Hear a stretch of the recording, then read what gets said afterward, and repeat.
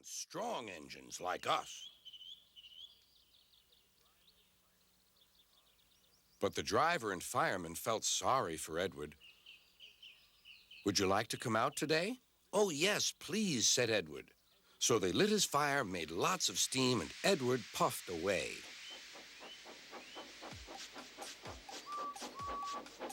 The other engines were very cross at being left behind.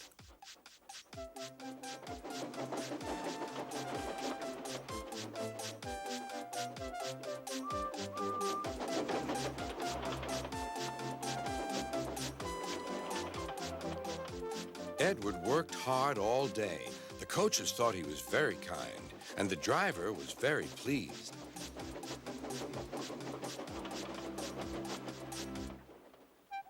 I'm going out again tomorrow, Edward told the other engines that night.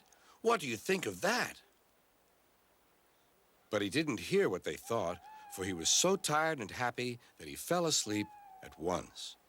Next morning, Edward woke up to find nothing had changed. Gordon was still boasting. You watch me, little Edward, as I rush through with the express. That will be a splendid sight for you. Goodbye, little Edward. Look out for me this afternoon.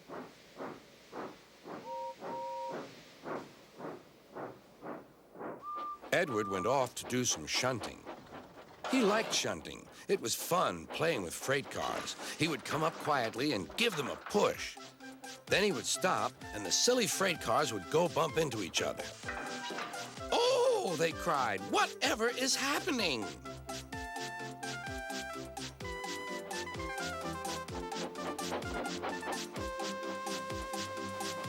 Edward played till there were no more freight cars. Then he stopped to rest. Presently, he heard a whistle. Gordon was cross. Instead of nice shining coaches, he was pulling a dirty freight train. A freight train, a freight train, a freight train, he grumbled. The shame of it, the shame of it, oh, the shame of it. Edward laughed and went to find some more freight cars. Then there was trouble. Gordon can't get up the hill, the porter called to Edward's driver. Will you take Edward and push him, please?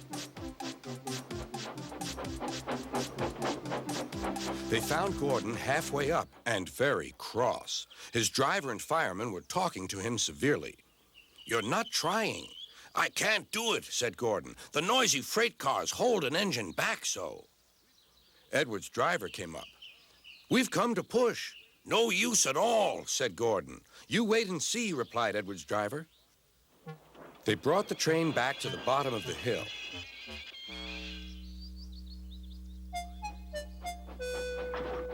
I'm ready, said Edward. No good, grumbled Gordon. They pulled and pushed as hard as they could.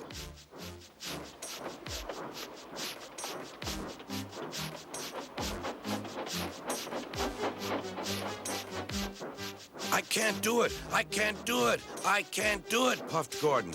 I will do it. I will do it. I will do it, puffed Edward. Edward pushed and puffed and puffed and pushed as hard as ever he could. And almost before he realized it, Gordon found himself at the top of the hill. I've done it! I've done it! I've done it, he said proudly. He forgot all about kind Edward and didn't say thank you. Edward was left out of breath and far behind, but he was happy because he had been so helpful. At the next station, he found that the driver and fireman were very pleased with him. The fireman gave him a nice long drink, and the driver said, I'll get out my paint tomorrow and give you a beautiful coat of blue with red stripes. Then you'll be the smartest engine in the shed.